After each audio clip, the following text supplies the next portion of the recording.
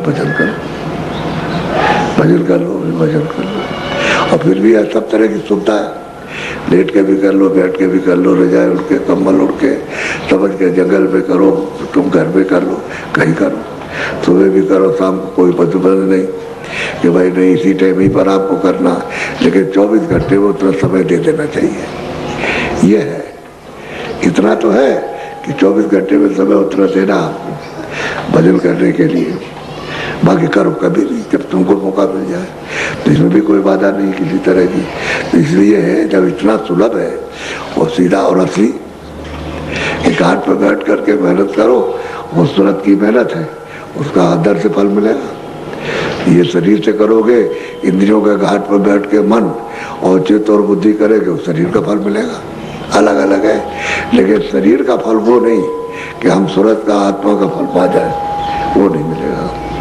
तो जब वही क्रिया करोगे चेतन, क्योंकि ये जड़ क्रिया हो, चेतन क्रिया, जब उसको करोगे तो चेतन मिलेगा, जड़ करोगे तो जड़ मिलेगा। ये बाहर जो बनी बनाई वस्तु है या नहीं बनी है तुम बनाओगे, वो चीजें आपको मिल जाएंगी।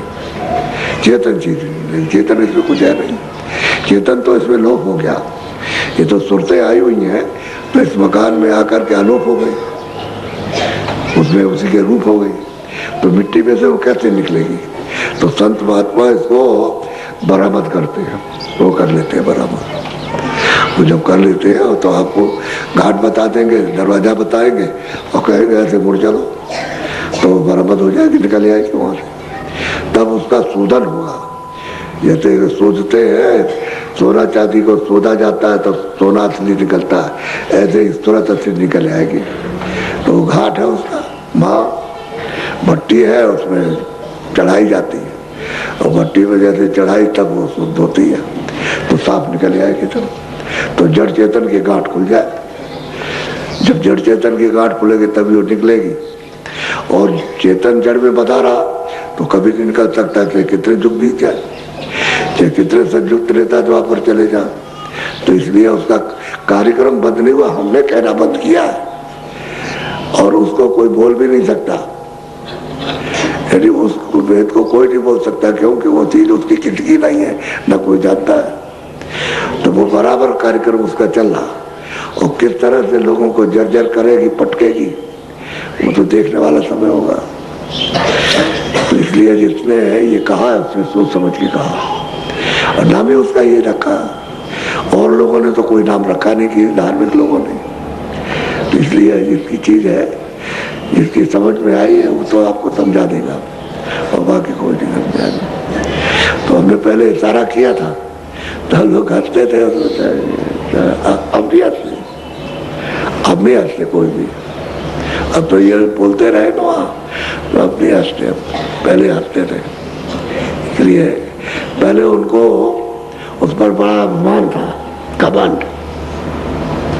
घमंड में बुद्धि नष्ट हो जाती है, घमंड में विवेक नहीं रहता, तो घमंड में हंसते थे, क्या कुछ है, हमारे पास ही है, आप नहीं है बात। अब तो किसी समय में भी आंखें बंद हो गई, रात भर में सोच तबाह हो जाएगा, पता ही नहीं चलता है। तो वैसा दृश्य है। इसलिए भजन करो, संतोष, सब्र करो, और फिर भजन करो, मेहनत करो, मेहनत कीजिए। ये तो आपसे नहीं कहा भाई कपड़े खाना मत खाओ, मत पहनो, ये नहीं, सब कुछ करो, लेकिन संतोष होना चाहिए।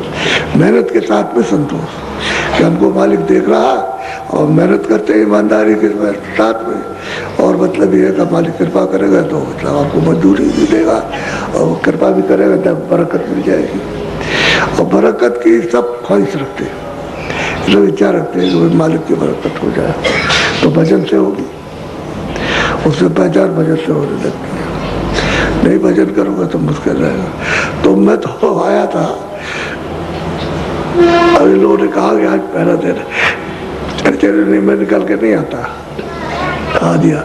इस बार ठंडी बहुत पड़ रही है, तो मैं कुछ हो रहा, कुछ अच्छा हो रहा था, तो सब सर्दी घुस गई, अंदर चली गई, तो झगड़न पैदा हो गई, तो बड़ा मुश्किल है।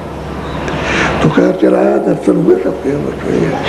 अभी आपको सत्संग पूरा सुनाया था, और ऐसा सुना कि मतलब कभी नहीं जीवन में सुना उन्होंने। तो सब सुनाया जा, सत्संग तो शुरू हुआ है, अब शुरू हुआ, सुनने वाले आए तो शुरू किया, जब सुनने वाले नहीं थे तो क्या करते, इनके सामने जब इनकी को समझे ही भी ना आया तो क्या कहें, सामने कुछ नहीं। अब धीरे धीरे धीरे धीरे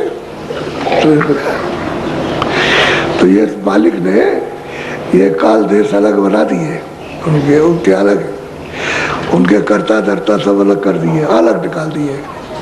जैसे घर से बाप लड़कों को निकाल दे कि चले जाओ तुम, कोई बम्बई जाओ तो कोई वहाँ चले जाओ, गोवा जाओ, वही रहना, यहाँ मत आना, निकाल दिया उनको, आने के लिए मना कर दिया।